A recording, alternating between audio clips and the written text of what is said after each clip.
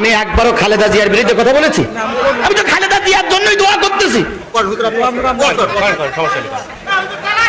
হবে না, হবে না। কোরআনের সুমা খাইলেই মুসলমান হওয়া যায় না, মাথায় টুপি পরলেই মুসলমান হওয়া যায় না, হজ করলেই মুসলমান হওয়া যায় না। হজ আবু জেহেলও কম করেনি।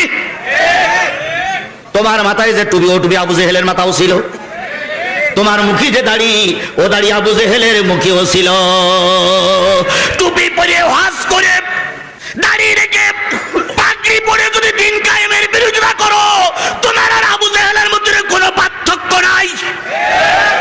আমাদের প্রিয় নেত্রী, আপনাদের বৌমা, এই এলাকার শহীদ রাষ্ট্রপতি জিয়াউর রহমানের সহধর্মিণী, উনি আগামী ত্রয়োদশ নির্বাচনে প্রার্থী হওয়ার জন্য সম্মতি জ্ঞাপন করেছেন। আমাদের সবাই কর্তব্য মনে করি, উনি আমাদের সম্মানিত ব্যক্তি। আমাদের এই এলাকার যত উন্নয়নমূলক কর্মকাণ্ড ইতিমধ্যে হয়েছিল সবাই ওনার হাতে রয়েছে। তাই ওনাকে সর্বোচ্চ ভোট দিয়ে নির্বাচিত করব এবং উনি যেহেতু অসুস্থ, ওনার জন্য আপনারা সবাই দোয়া করবেন। এবং আমাদের প্রিয় নেতা, আপনাদের এই মাটির সন্তান শহীদ রাষ্ট্রপতি জিয়াউর রহমানের জ্যেষ্ঠ পুত্র তারেক রহমান, উনি আমাদের পার্শ্ববর্তী সদর থানা 6 এলাকা থেকে নির্বাচন করবেন। উনি যেহেতু আপনাদেরই সন্তান। আল্লাহ বলতেছেন, ইন্নাল্লাযীনা ক্বালু রাব্বুনাল্লাহ,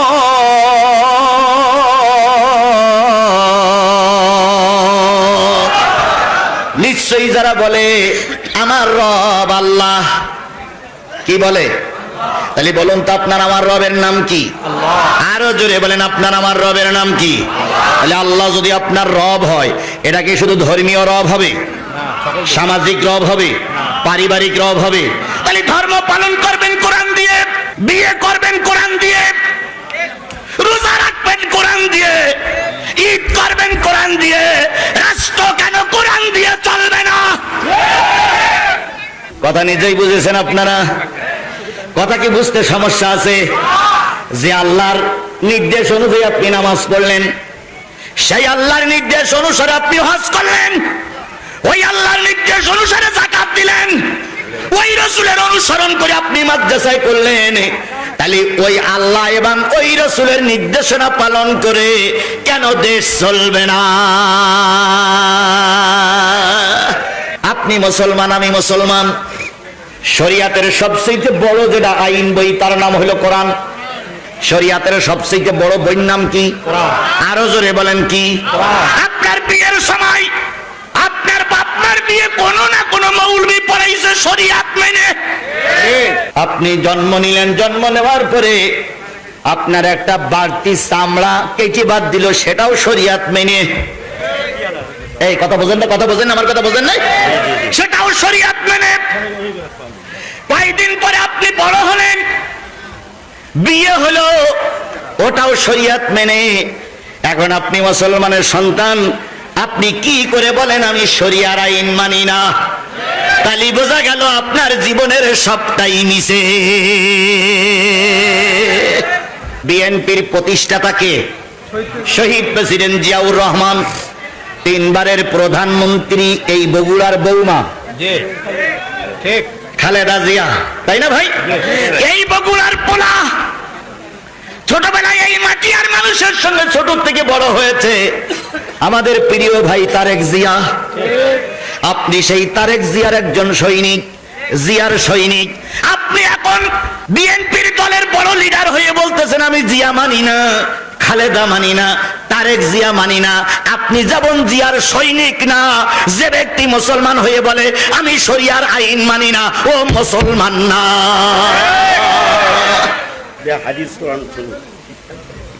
আমার ভাইয়েরা, আচ্ছা আচ্ছা বলুক, উনি যারা বলে, উনি যেটা বুঝে সেটাই বলিস।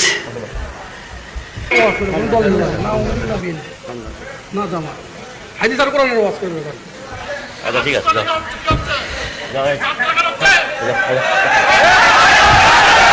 ভাই আপনি বসেন, আপনি বসেন, আপনি বসেন, ফাল ঝামেলা করেন না ভাই। 1 ঘন্টা ওয়াজ করে থাকতে ঠিক কি হয়? কি হয়? চেয়ারম্যান আছে আমার সাথে। আল্লাহ, এর পরেও যদি মন না ওঠে,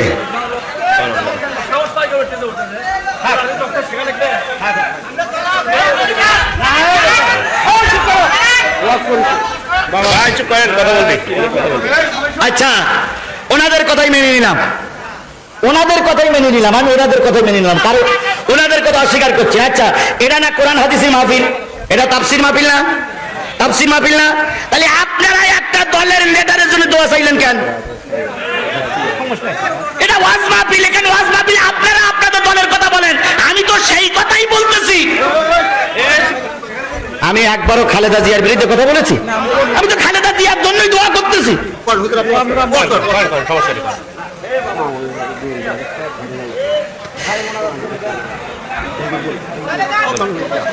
আচ্ছা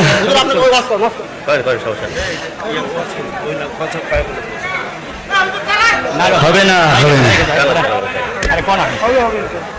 ভাই, কথা না বলি ভাই, ভাই কথা না বলি ভাই, আপনাকে যদি একান্তই খারাপ লাগে তাহলে মাদ্রাসার ভিতর চলে যান ভাই। ভাই এটা তারেক জিয়ার ঘাঁটি, আমি স্বীকার করেই আইছি, এটা বেগম খালেদা জিয়ার এলাকা, এটা শহীদ প্রেসিডেন্ট জিয়াউর রহমানের এলাকা। যাদের ভয় পাওয়ার দরকার তারা পালাই গেছে, আমরা এখন ভাই ভাই। আমার এক পাশে বিএনপি আর এক পাশে জামাত, দুই পাশের ভাই, দুইটাই নির্যাতিত দল। কথা বলেন ঠিক না ঠিক? ও ভাই, শিক্ষকের চেয়ে যদি ছাত্র বেশি বোঝে তাহলে সেই স্কুল চলে না। শিক্ষকের চেয়ে যদি ছাত্র বেশি বোঝে তাহলে বুঝতে হবে ওই স্কুলের কপালে আগুন লেগেছে। সারা জীবন আয়াত পড়বেন ঠিকই, আয়াত কেন কাজে লাগাবেন না? কোরআন শরীফ ঘরে ওই কাপড়ে তুলে রাখার জন্য আসেনি, কোরআন শরীফ পড়ে আমল করার জন্য কোরআন এসেছে। কোরআনের সুমা খাইলেই মুসলমান হওয়া যায় না, মাথায় টুপি বললেই মুসলমান হওয়া যায় না, হজ করলেই মুসলমান হওয়া যায় না। হজ আবু জেহেলও কম করেনি। তোমার মাথায় যে টুপি, ও টুপি আবু জেহেলের মাথাও ছিল।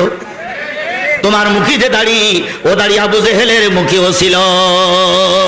টুপি পরে, হজ করে, দাড়ি রেখে, পাগড়ি পরে যদি দিন কায়েমের বিরোধিতা করো, তোমার আর আবু জেহেলের মধ্যে কোনো পার্থক্য নাই।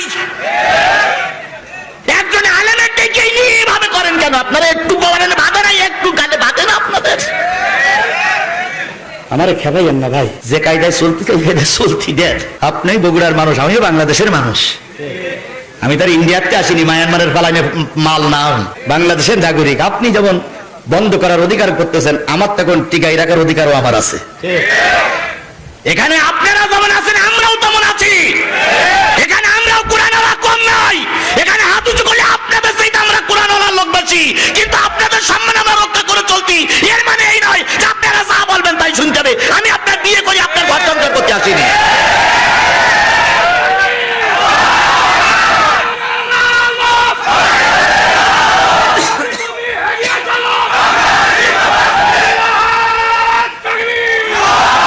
বেশি কথা বলা শুরু করেছে। যদি 12টা পর্যন্ত বলি, 1 ঘন্টা 40 মিনিট কথা বলি, আমি আপনাদেরকে ক্ষমতার থেকে নামাই যাব না ভাই। কারণ আপনারা সেই জন্মলগ্ন থেকে এখানে আছেন। আমি যদি 1 ঘন্টা 40 মিনিট হজ করে সব যদি আপনার থেকে চলে যায়, তাহলে আপনি এই 70 বছর কি ঘোড়ার ঘাস কেটেছেন এই এলাকায়? আমি তো কোরআন হাদিসের কথা বলতেছি, আপনারা মাদ্রাসায় বসে আমার সবক দিয়েছেন, আসার সময় সবক দিয়েছেন, এখানে এসে সবক দিয়েছেন। ও সবক আমার কানে ধরা আছে, তাই আমার জেনে শুনে নিয়ে আইছেন আমি রাজমিস্ত্রি, এখন আমার কাঠ মিস্ত্রি বানাচ্ছেন কেন আপনারা? আমার বুলেট প্রুফ গাড়ির প্রয়োজন নাই, নামি দামি গাড়ির প্রয়োজন নাই, পিস্তল প্রয়োজন নাই। আমি যদি আল্লাহর গোলাম হই, আল্লাহ আমাকেই সাহায্য করবে ফেরেশতা দিয়ে। সেই আল্লাহ এখন আছে তো, তাহলে এত ভয় পান কে? কিসের ভয় পান? মৃত্যু কবার হয়? এই জোরে বলেন, কবার হয়? একবার হওয়ার পর আর ফিরে আসতে পারবেন? তাহলে মৃত্যু একবার হোক, সেটা কোরআনের পক্ষেই হোক। মৃত্যু একবার হোক, সেটা ইসলামের পক্ষেই হোক। মৃত্যু একবার হোক, সেটা দিন প্রতিষ্ঠার পক্ষেই হোক, অন্য কোনো পক্ষে যেন না হয়। হুজুরদের সঙ্গে সম্মান দিতে শেখেন। ইজ্জত দেওয়ার মালিক আল্লাহ। লক্ষ লক্ষ ভোট দিয়ে পাস করা যাবে না যদি আল্লাহর রহমত না থাকে। কার রহমতের বড় প্রয়োজন? জোরে বলেন, কার রহমতের বড় প্রয়োজন? কার রহমতের বড় প্রয়োজন? আমরা আল্লাহর রহমতকে সঙ্গে নিয়ে আগামী দিন প্রতিষ্ঠার জন্য কোরআনের পক্ষে থাকবো। কারা কারা কোরআনের পক্ষে থাকতে রাজি আছেন? দুই হাত উঁচু করে আল্লাহরে দেখান। জোরে তাকবীর দেবেন। নারায়ে তাকবীর। আল কোরআনের আলো, তোমার নেতা আমার নেতা, দুনিয়ার মুসলিম। আমিন। আল্লাহ আমাদের একটা বারের জন্য হলেও কোরআনের বিধান আমাদের সমাজে চালু হয়েছে দেখার তৌফিক দান করুন।